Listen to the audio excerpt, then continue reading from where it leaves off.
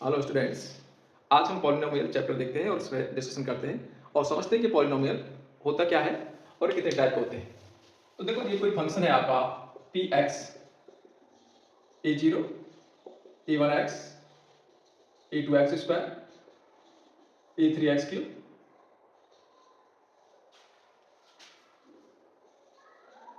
Plus dot dot dash a n x n. अब ये function आपका पॉलिनोमियल कब होगा? पहला कंडीशन, तो a zero a one a two जितने भी आपका ए एन तक हैं ये सारे रियल नंबर्स होने चाहिए, रियल नंबर्स होने चाहिए। सेकंड केस ये है कि जो पावर है इनकी, यानी एन है, ये पावर एन है 1 2 3 4 5 एन तक है, तो ये पॉजिटिव इंटीजर होना चाहिए। तो ये पी एक्स की जो फंक्शन है वो क्या होगा? आपका पॉलिनोमियल होगा। तो एन पॉजिटिव इंटीजर होना चाहिए और a zero a one a two a three dot dot dash a n ये सारे क्या होने चाहिए? रियल नंबर्स होने चाहिए। अब इसमें अगर इसमें अब इसकी जो नेम्स क्या है, names of polynomial, names of polynomial, तो ये हम छोटी क्लासेस में पढ़ लेते हैं। पहला होता है मोनोमियल।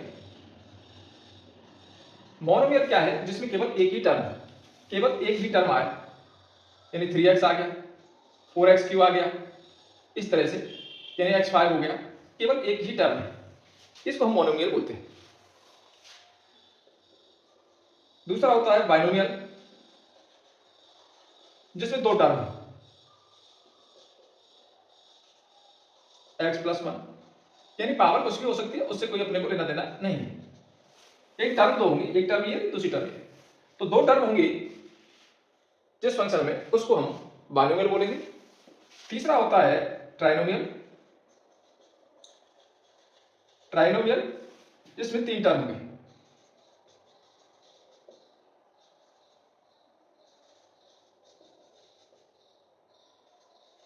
इनमें आपके तीन टर्म्स हैं, उसको हम ट्राइनोमियल बोलेंगे। और फोर्थ होता है मल्टीनोमियल,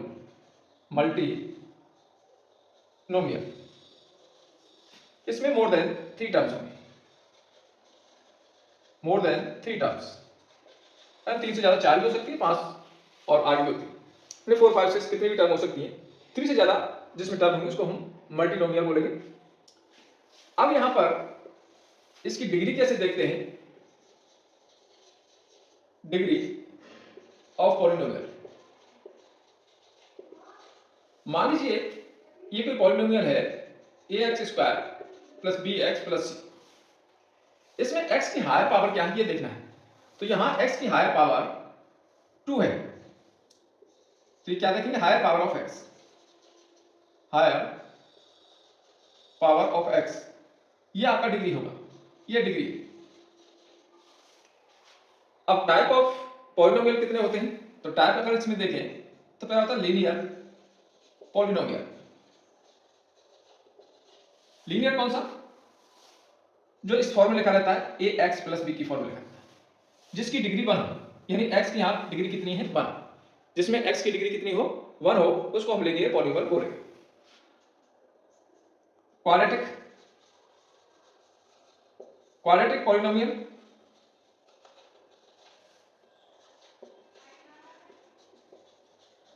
जिसमें जो इसकी डिग्री है वो 2 हो, यानी हायर पावर ऑफ x कितनी हो? 2 हो, हायर पावर ऑफ x कितनी हो? 2 हो। यहां a आपका 0 नहीं होगा क्योंकि x तो रहेगा रहेगा, यहां भी a आपका 0 नहीं होगा। तो ये आपका क्वाड्रेटिक पॉलिनोमियल हो गया, जिसमें हायर पावर कितनी हो? 2 हो। तीसरा होता है क्यूबिक, क्यूबिक पॉलिनोमियल, पॉलिनोमियल, यानी इसमें मैक्सिमम जो डिग्री है वो 3 होती है।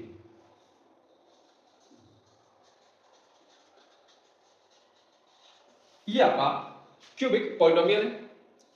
और फोर्थ होता है by quadratic, by quadratic polynomial,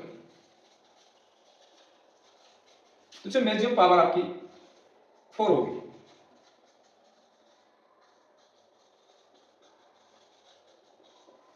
तो ये सारे आपके टाइप ऑफ पॉलिनोमियल्स हो गए। डिग्री हमने डिफाइन कर दी कि x की जो हायर पावर होती है वो डिग्री होती है। नेव पॉलिनोमियल्स जिसमें एक ही टर्म हो, केवल एक टर्म हो, वो आपका मोनोमियल, जिसमें दो टर्म हो वो आपका बाइनोमियल, और जिसमें तीन टर्म हो वो आपका डायनोमियल, और 3 से ज्यादा हो तो उसको मल्टीनोमियल होते हैं। तो ये तो आपके रही पॉलिनोमियल के बारे में बात। अब किसी भी पॉलिनोमियल को हम सॉल्व करते हैं तो आपकी फर्स्ट एक्सरसाइज में 2.1 में क्या देखेंगे,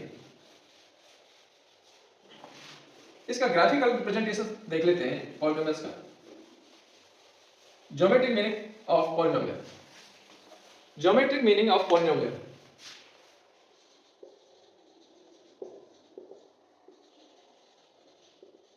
मीनिंग ऑफ पॉलिनोमियल, मान लीजिए पॉलिनोमियल इस तरह से है ए एक्स प्लस बी, ये आपका पॉलिनोमियल है। कैसा है? लीनियर पॉलिनोमियल है। अब ये पॉलिनोमियल एक्स एक्सिस को कितनी जगह काट रहा है, वो इसकी जीरोज होंगी। ये एक्स एक्सिस है, ये वाई एक्सिस।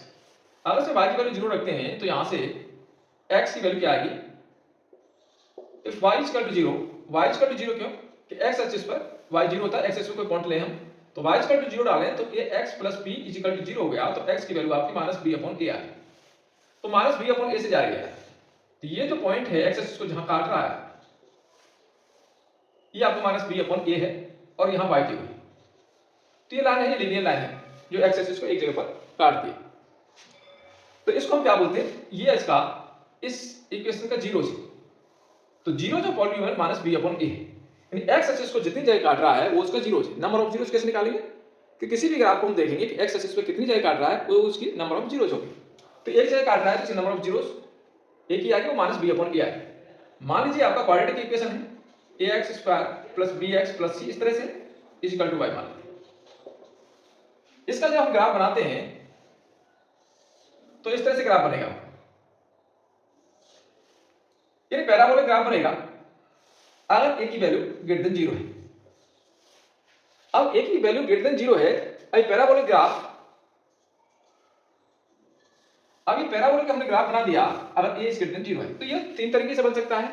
इस एक्स एक्सिस को काट भी सकता है, इस एक्स एक्सिस को टच भी कर सकता है, इस एक्स एक्सिस को नहीं भी काट सकता है। तो तीन केस हो गए इसमें। अगर ये एक्स एक्सिस को काटेगा, अगर ए की वैल्यू ग्रेटर देन जीरो है तो ये ग्राफ आपका यूं ही बनेगा, पैराबोला बनाता है। क्वाड्रेटिक की इक्वेशन हमेशा पैराबोला बनाती है, और कैसे बनाती है, अगर ए जीरो है और एक्स का कोएफिशिएंट जीरो है तो ऊपर की साइड में इस तरह से बनेगा। अब मान लीजिए एक्स एक्सिस को दो जगह काट रहा है, एक यहां काट रहा है और दूसरा यहां काट रहा है, तो इसकी नंबर ऑफ जीरोज आपकी 2 हो गई।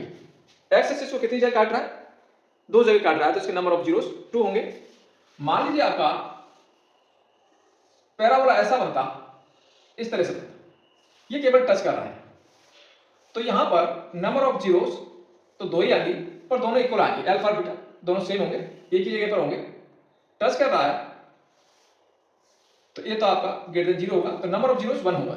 Number of zeros same value देगा, तो यहां नंबर ऑफ जीरोस 1 होंगे, वो एक ही जगह आपका टच करेगा, तो इसको हम एक अल्फा ही कह सकते हैं, तो अल्फा ही, और दो वैल्यू होंगी सेम वैल्यू होगी। मान लीजिए पैराबोला आपका ऐसा है, ऊपर से जा रहा है, तो ये एक्स एक्सिस को टच ही नहीं कर रहा, तो यहां पर कोई भी जीरोस नहीं होगी, देयर इज नो जीरो। तो इस वाले फंक्शन में कोई भी जीरो नहीं होगी। तो ये आपको देखना है, ग्राफ को देख के मालूम करना है कि नंबर ऑफ जीरोस कितनी होंगी, किसी भी ग्राफ को देख के हम मालूम कर सकते हैं। तो फर्स्ट एक्सरसाइज में आपको केवल यही देखना है कि नंबर ऑफ जीरोस कितनी है कितनी नहीं।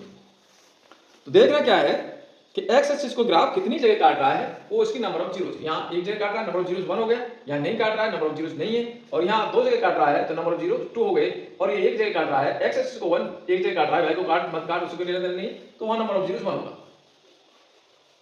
तो नंबर ऑफ जीरोस क्या हो गए कि ग्राफ एक्स एक्सिस को कितनी जगह इंटरसेक्ट कर रहा है, वो उसके नंबर ऑफ जीरोस हो।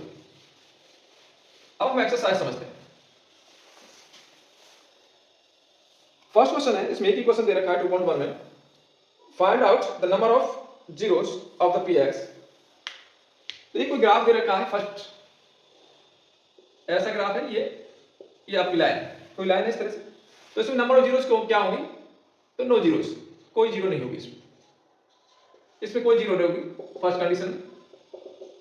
सेकंड में आप बताएं कि नंबर ऑफ जीरोस कितनी है, दूसरा ग्राफ आपका इस तरह से है, इस तरह से है, तो ये एक्स एक्सिस को केवल एक जगह काट रहा है, तो 1 0 1 0।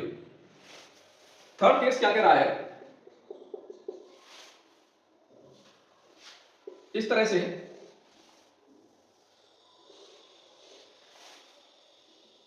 ये एक्स एक्सिस को यहां काट रहा है, 2 3 जगह काट रहा है एक्स एक्सिस को।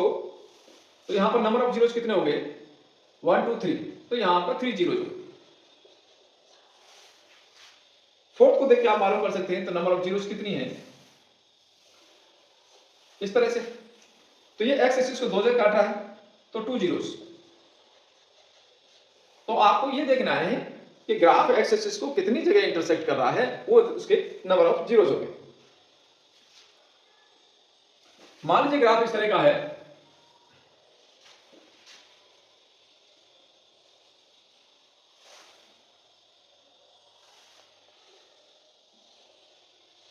इस तरह से। तो देखो एक्स एक्सिस को यहां काट रहा है, यहां टच कर रहा है और यहां टच कर रहा है, या टच करे या इंटरसेक्ट करे, तो नंबर ऑफ जीरोस हो गए 1 2 3, तो 3 जीरोस होंगे इसके। तो इस वाली एक्सरसाइज में तो केवल आपको यही देखना था कि नंबर ऑफ जीरोस कितने हैं। तो आपको ग्राफ को देख के मालूम करना है कि नंबर ऑफ जीरोस कितने हैं।